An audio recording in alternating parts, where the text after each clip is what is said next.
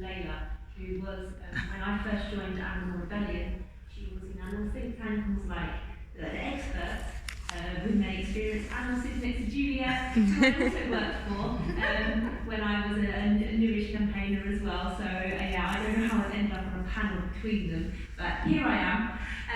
So, how many of you here have seen the European farmer protests that happened this year? Who knows what they were about?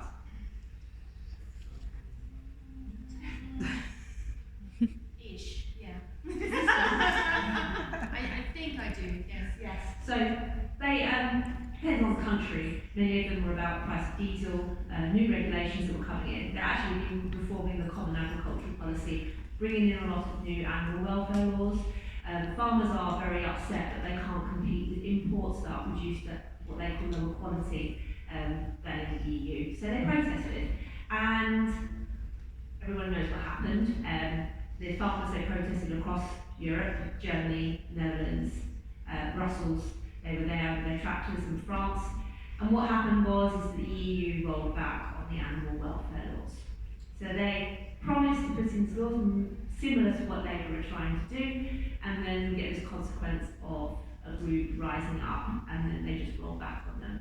And then after that, some great people, including Philip Limbury from the Compassion in World Farming, the Eurogroup for Animals, set up this strategic dialogue, which was to try and build bridges with the agricultural lobbies in the EU. Unfortunately, it was too late at that point. The damage had already been done. Now contrast that with what happened in Denmark. Has everyone heard of the Danish Farm-Based Action Plan? Now this is an action plan that's very progressive. Basically, Denmark declared that they want to be one of the world leaders in plant protein. And in order to do that, they managed to put through a plan that's going to put a tax on animal agriculture by 2030. They're also going to give billions of krona to transition projects for people to go into colleges and teach chefs. And they're also giving a lot of money into research and development. They did this with the agricultural lobbies. The agricultural lobby signed on to this. It took a lot of compromise, but they included them from the very beginning. And I think that just goes to show you that if you want the government to stick to its promise, and Juliet's correct here, the government will only go with what it believes is popular public opinion. You need to be able to get the agreement of the stakeholders who are involved in that decision. So, for example, when you have, let's take, for example, the badger cull. Farmers believe, they've been told that badgers spread TB, and we know that that's just not the case. This is a case that is in the herd already. If you saw the recent Brian May documentary, he actually went and he showed farmers that's not the case.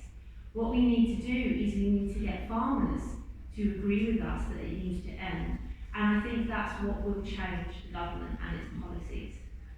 One thing the government is scared of is not vegans, they are scared of farmers.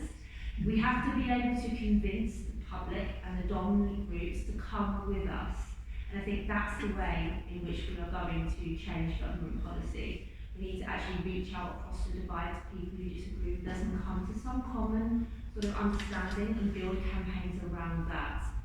That's always the way that it kind of has been with sort of issues that affect multiple stakeholders. There's been a lot recently that the Labour have promised. The government can promise a lot, but the one thing that it doesn't want to do is it doesn't want to lose votes. And if you take a group like farmers, for example, they're considered trusted messengers by the public. When farmers decided to protest in the Netherlands, they had over 90% public approval.